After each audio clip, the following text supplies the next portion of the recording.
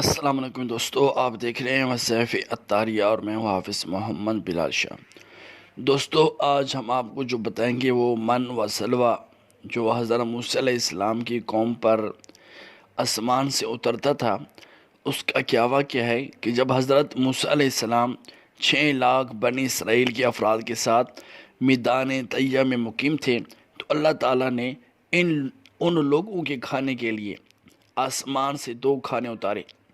ایک کا نام من اور دوسرے کا نام سلوہ تھا۔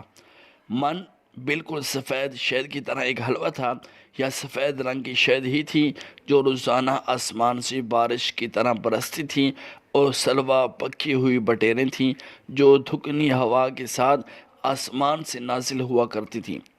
اللہ تعالیٰ نے بنی اسرائیل پر اپنی نعمتوں کا شمار کراتے ہوئے قرآن مجید میں ارشاد فرمایا کہ وَأَنزَلْنَا عَلَيْكُمُ الْمَنَّ وَالسَّلْوَىٰ، ترجمہ، اور تم پر من اور سلوہ اتارا۔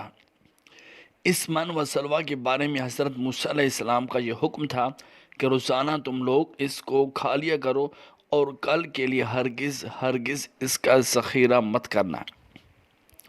مگر بعض جن کے عقائد جو تھے وہ کمزور تھے، ان لوگوں کو یہ ڈر لگنے لگا کہ اگر کسی دن من و سلوہ نہ اترا تو ہم لوگ اس بے آب و گیا اور اس ویران میدان میں بھوکے مر جائیں گے۔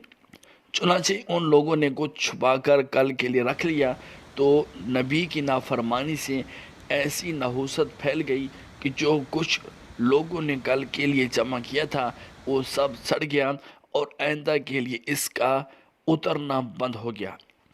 اسی لیے حضور اقدس صلی اللہ علیہ وسلم نے ارشاد فرمایا کہ بنی اسرائیل نہ ہوتے تو نہ کھانا کبھی خراب ہوتا اور نہ گوشت سڑتا۔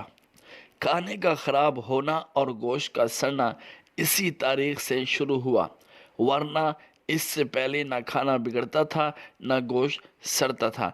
یہ واقعہ تفسیر روح البیان کے اندر 12 پہلا اور سورہ بقرہ۔ امید ہے یہ ویڈیو آپ کو پسند آئی ہوگی۔